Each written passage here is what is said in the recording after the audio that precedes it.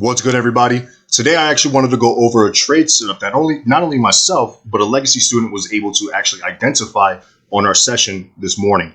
The trade actually here was on GBP AUD.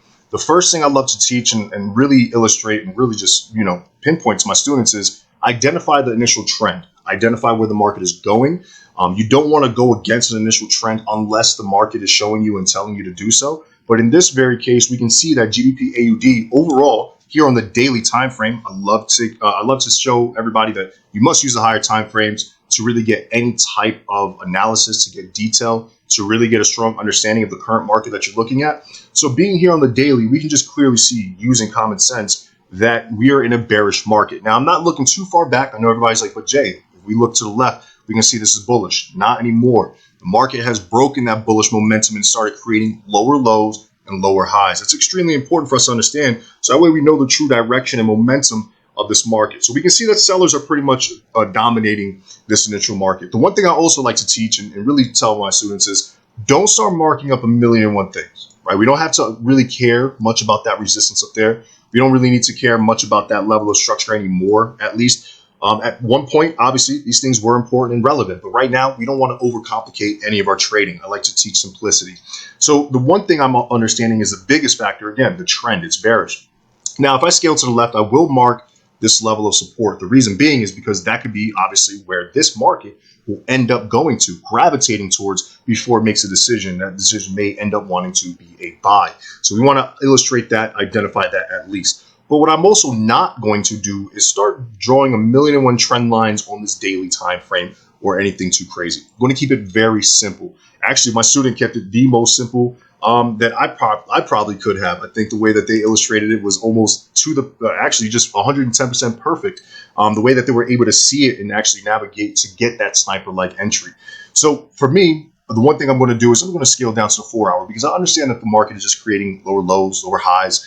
I know that the most relevant level of structure here is that support range. Besides that, there's really nothing stopping this. This is what we like to call no man's land, or I personally like to call it no man's land, because obviously there's no structure here that's going to determine this would be a buy up until we obviously reach this level of structure.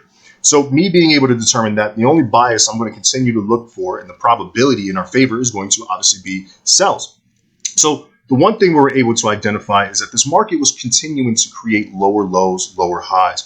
And if you start to label these levels of structure, that used to be a level of support, right? That broke lower, showing us that the sellers are still predominantly within the market. That's telling me to continue to look for sells. I'm not going to deviate from that. Now, I do have this replay because I wanted to show the steps taken in order for us to actually place this initial trade and just show you the tools, real simple tools that once mastered, you could be able to trade this on any market, on any time frame, at any time.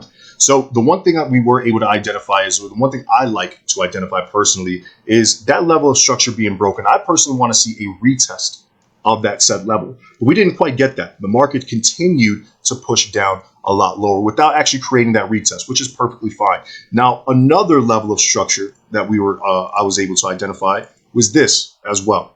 Because when we scale down to the 1 hour, we will be able to see that there was some form of structure there. There was support. And as that market continued to push down lower without retesting, then we started to see an initial correction. Now, it's not always going to be an entry based off a retest of structure. We have to utilize other forms of confluence. Now, what were some of the forms of confluences that we personally use for this initial trade setup? Now, I'm going to scale down to the 1 hour because this is called time frame confluence, or time frame correlation rather, because we have to use the other time frames in order to give us a strong idea in detail of what the next move may end up being. So I'm going to scale down now to the 1 hour time frame. I might have to replay this a little bit further, but that's perfectly okay. We can see that this, again, was a level of previous support. I'm just going to draw that as perfect as I can right there. Now, again, it didn't quite give us that perfect retest, but that's okay. That's why we use other tools. One of the tools that we were able to use was this Fibonacci retracement tool. Now, what this is going to do is show us as far back or how far this initially corrected. The analogy I personally like to use is when you have a Fibonacci, wrong tool, and your starting point here is at 100 and then it drops down, you're at 0. That retracement or correction is how much that your battery is recharged, if that makes sense. You went all throughout the day, you had 100% charge in your battery, and then you get 0. You charge it up a little bit in order to get to that next move, right? you're juicing up your battery so it has enough power for you to go out throughout the day. That's the same thing as a correction or a retest or a retracement rather within the market. It makes its initial move. That's called an impulse. It's strong. It breaks through. We can clearly see the direction of that. The correction, the retracement, is the market catching its breath, taking a break from that move, gaining the strength needed so that way it can make its next move. But where does it happen? There's decision points that we as traders, when we mark it up, we'll be able to find. So what were some of those tools? Again, that Fibonacci retracement. So if we go from swing high, the one thing I will advise too is anytime you use your Fibonacci retracement tool, or any tool for that matter, or measuring or marking up, you must use the wicks of your candlesticks. I cannot stress that enough. So we're going to go from the swing high here. If there is no wick to a candlestick, kind of like what we have here, then common sense, use the body of the candlestick. But we're obviously going to use the wick down here. What do we have? We have a 61.8 Fibonacci retracement correction. Now, a lot of people only use the 61.8. Please don't do that. All these fib ratios are meant for, or there for a reason. They're always meant for potential entries alongside other forms of confluence. What else could we use in order for us to get a stronger probability for a potential entry here? Let's use a trend line, right? Very common sense. Now we have 3 connective points in our trend line. If you can't see that, let me illustrate that for you. So we have our base, which is the connective point in your trend line. Your secondary, which is obviously common sense, the second touch, connecting this trend line to hopefully in the future make it valid.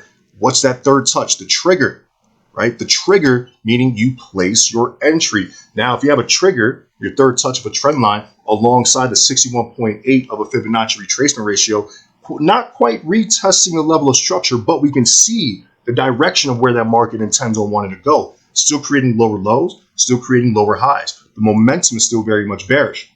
This morning, we were able to place that trade.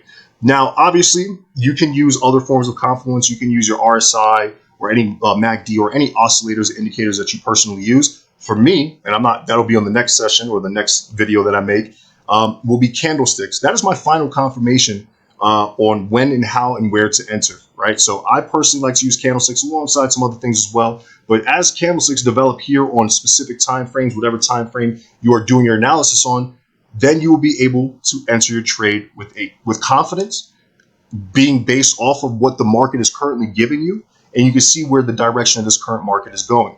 Now, I will update everybody and showing you if this does in fact reach our take profits, which is down here in our designated and highlighted zone here. But if it does, that's about 603 pips off of just a very simple idea. Now, if I want to see the continuations of this, or it's going to give me more confidence, these lows here need to be broken.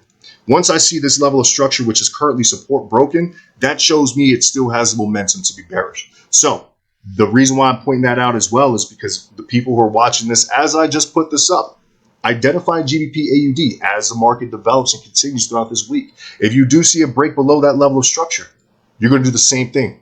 You're going to simply move your Fibonacci. You're going to replace it with a new one as this impulses and breaks lower. So let's say for educational purposes, it breaks lower from here and you start to see that correction. What are you going to do? Same thing. You're not going to do anything different. Swing high, swing low. You get the retest of that previous structure point alongside a Fibonacci retracement ratio, alongside a potential retest of that trend line. You have an entry there as well to continue in the direction of where this market will most likely end up going. So that's a personal trade myself and legacy students were able to place today based off of actually a legacy student's analysis. So that way you kind of see that they are learning a ton and they are being able to enter the markets in such a profitable and high probable and even sniper-like manner. So with that being said, hopefully you were able to take something from this video. I will be making a lot more of these. So if you could do me a quick favor, like this video, share it with other individuals. I will continue to do these and make sure that everybody gets as much knowledge and value and profits as possible. Appreciate everybody who's going to be following. I appreciate all my students that are currently with me, and I have a lot more to give to you guys, and I can't wait to see for you all to see the value that I'm going to be putting out. So again, thank you guys so much.